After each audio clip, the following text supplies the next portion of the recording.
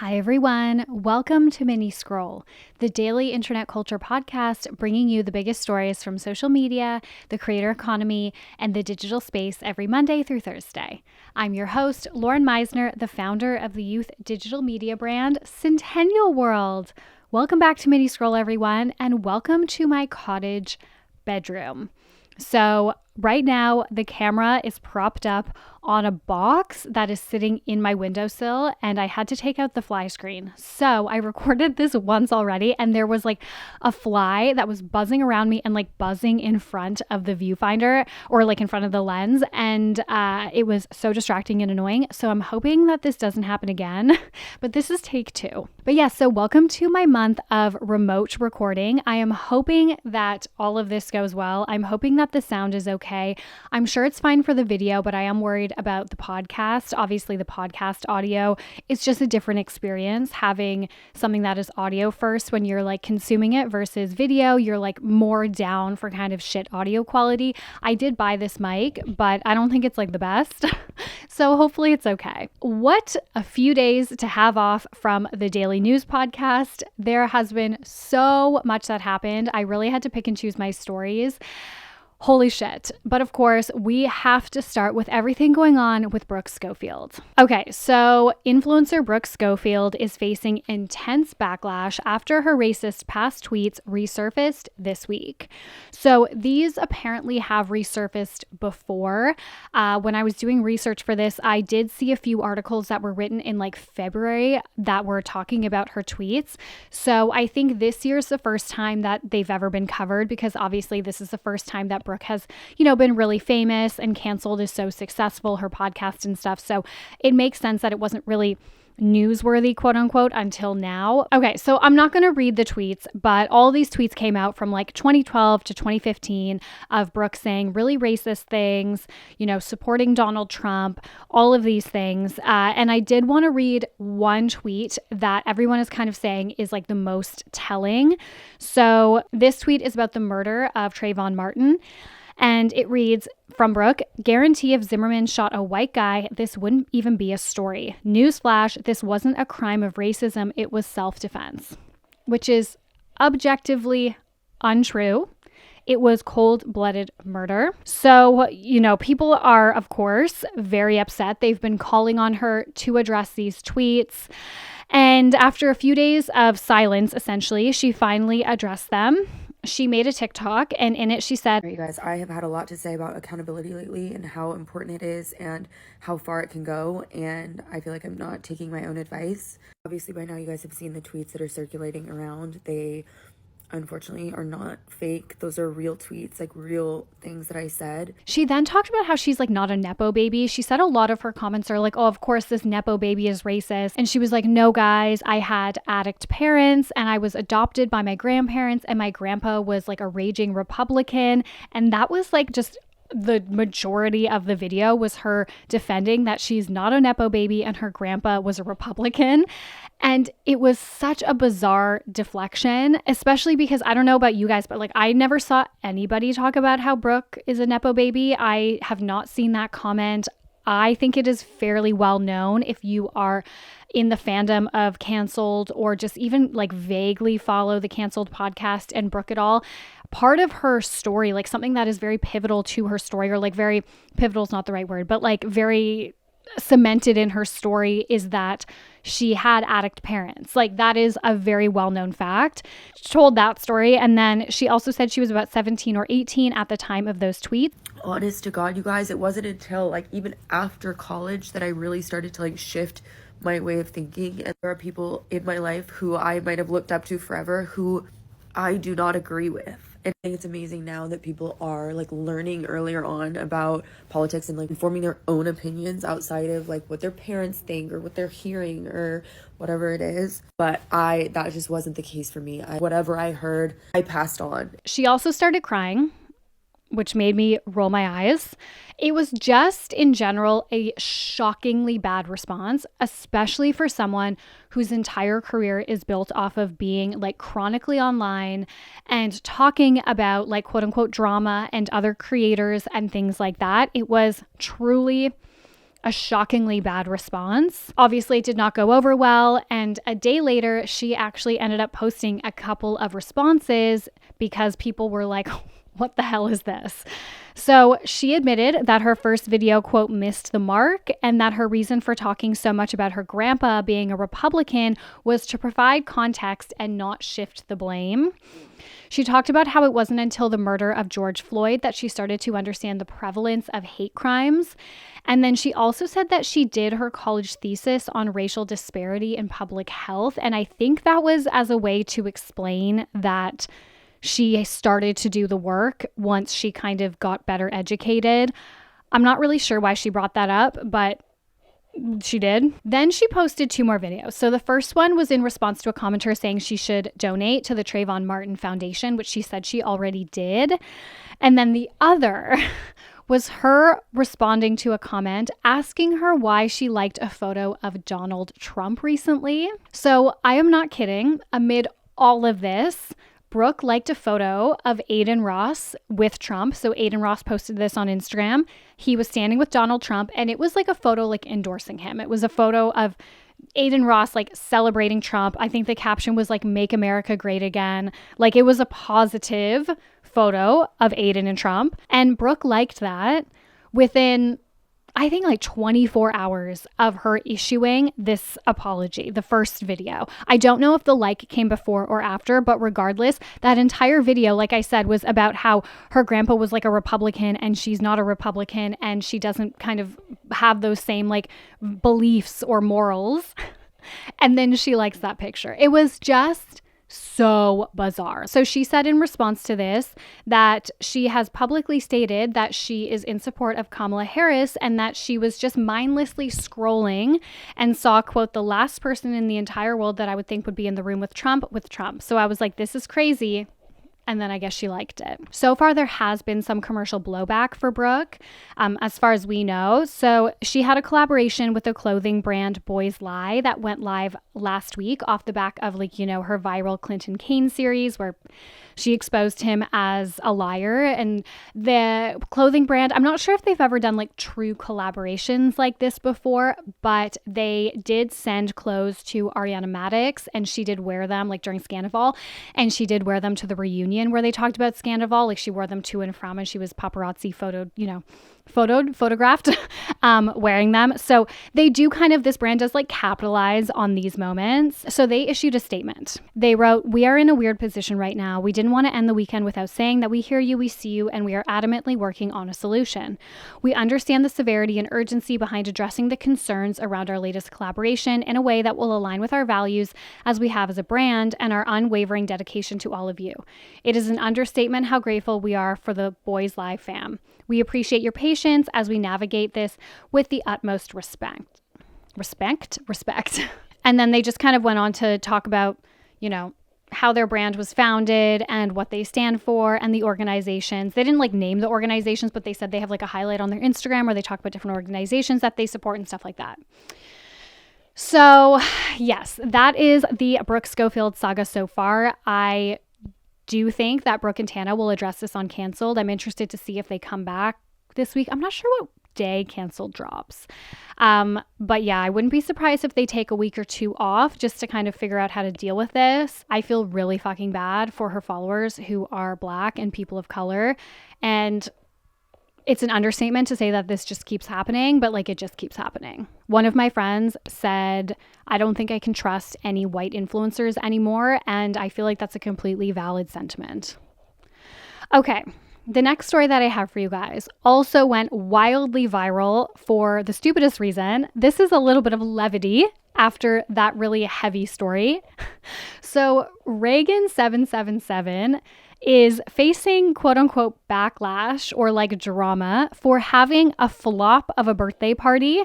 And it wasn't even really a flop. So influencer Rhegan Corsi's birthday party went viral this weekend after a smaller creator named Marina Saavedra said that she didn't have fun at Rhegan's birthday party. So if you guys don't remember, Rhegan is the one who made that TikTok that went absolutely viral recently. She was already a big influencer, but she went really, really viral when she showed the signs at that Pizza Slime Revolve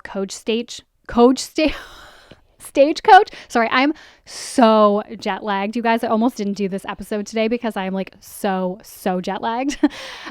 Stagecoach after party, where one of the signs was like, go this way if you have over 1 million followers, and the other side was like, go this way if you have under 1 million followers.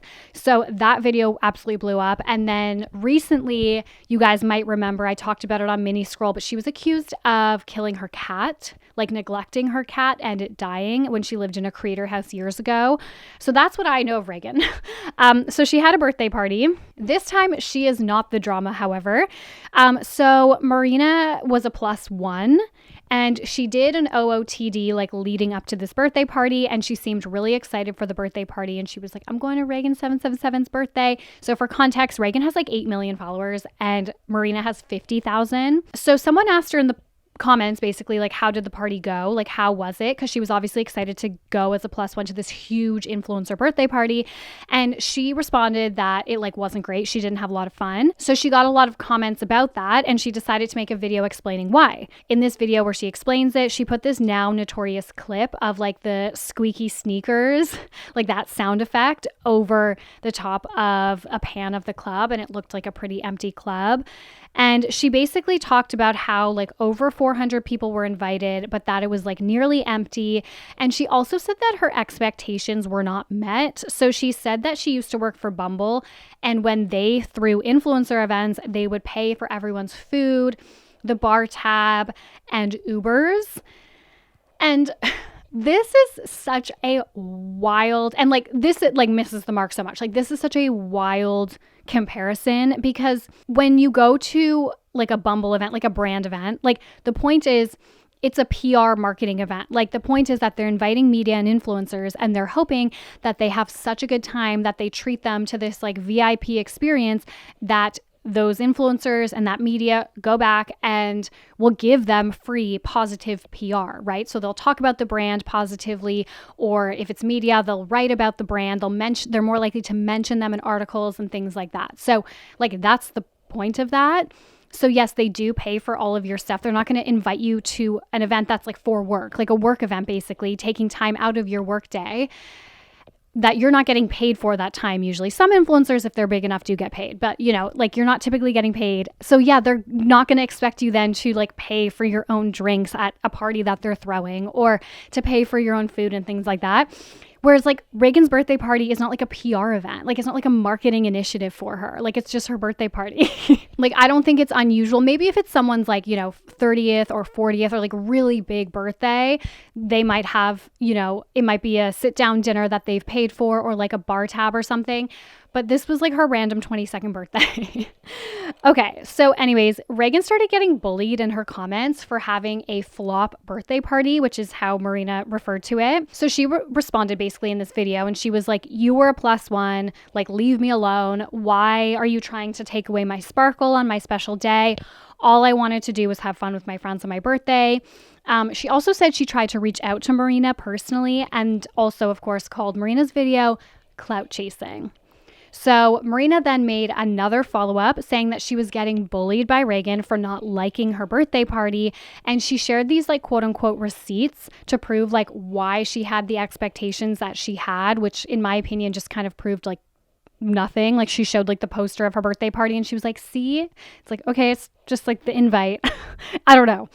And then Marina also said in this final video that Rhegan like came into her live. So I guess Marina goes live every day. She said that Rhegan like came into her live and saw that all these people were commenting really hateful things to Marina. And instead of asking, like Rhegan asking her fans to stop, or her supporters to stop like bullying her on live, she just started commenting like, open my DM, like, can you open my DM or whatever? Because like I said in her first video, or in Rhegan's like follow-up video, she had said that she tried to reach out to her. So I guess that's what she was doing. Anyways, so that's that. I think Marina's turned off her comments, at least she had when I most recently checked. It's such a dumb like drama saga, but I can't even stress enough how much this blew up. Like this went everywhere on TikTok. Everyone was making videos responding to this. And I think that's just because it was just like the audacity. Like, you know, birthday parties are like a protected event the same way that like weddings are almost, where it's like you just kind of have to like grin and bear it and like cop it. Like no matter what the birthday girl wants to do, like you do it. So like if you went to someone's birthday and you didn't like it, you didn't have fun, like whatever. She had fun. It was her birthday. Why are you trying to go on TikTok and like quote unquote expose her birthday party as a flop? So people took like great offense to this and it really blew up. Anyways, the next story that I have for you guys is that Tati Westbrook has settled her Halo Beauty lawsuit and has actually exited the brand. So after 4 years, Tati has officially settled her Halo Beauty lawsuit with former business partner Clark Swanson. She revealed this news in an August 1st video, saying that she is also stepping down from the brand as part of the settlement. The lawsuit came after Swanson accused Tati and her husband James of breaching their agreement when she launched Tati Beauty. According to Swanson, Tati and her husband claimed that any beauty-related brands that they wanted to launch would be launched under the Halo Beauty umbrella. So when Tati launched her makeup company, Tati Beauty, independently, he sued them. So Tati Beauty was her makeup brand with like the palette. It was like Neutrals Volume 1 or whatever. Everybody really liked that. And Halo Beauty was her vitamin line that caused Bye Sister, in case you remember just that little piece of drama, Bye Sister. You might have heard of it. It was definitely like the lawsuit situation was more complicated than that. We covered it a lot on site on Centennial's website, centennialworld.com. But I actually could do a deep dive if you guys want, like an internet history deep dive into like Halo Beauty, Bye Sister, this lawsuit, like how that all panned out. Let me know if you're interested in that. But yes, Tati also revealed in this video that she will be bringing Tati Beauty back independently. So that is a chapter closed. I guess no more Halo Beauty.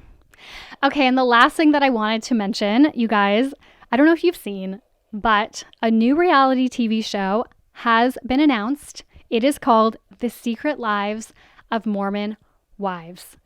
And this could not be more on brand. Like this show could not marry my interests more. I am so freaking excited. So it's a new Hulu show. It's been announced. It will follow a group of Mormon influencers who were involved in that TikTok swinging scandal from a couple of years ago.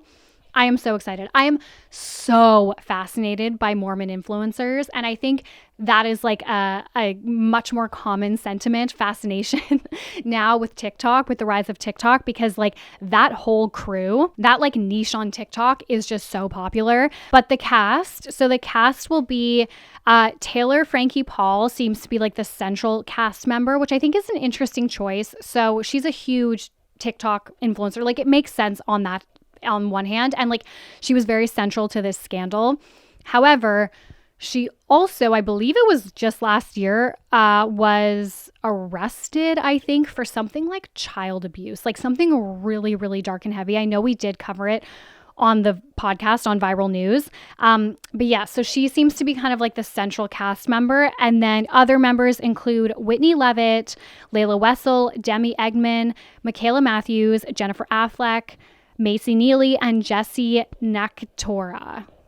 I hope I said that right. So I am so freaking excited. I think when this releases, I will do probably like a full deep dive the way that we did with like Baby Reindeer. I hope it comes out all at once. It might not. And it's kind of similar to the Skibbity Toilet stuff where it's like Hollywood tapping into like the TikTok or like, you know, online cultural zeitgeist, like the new age media. And I think it's like about time. But I hope it's going to be good. I hope it's going to be good.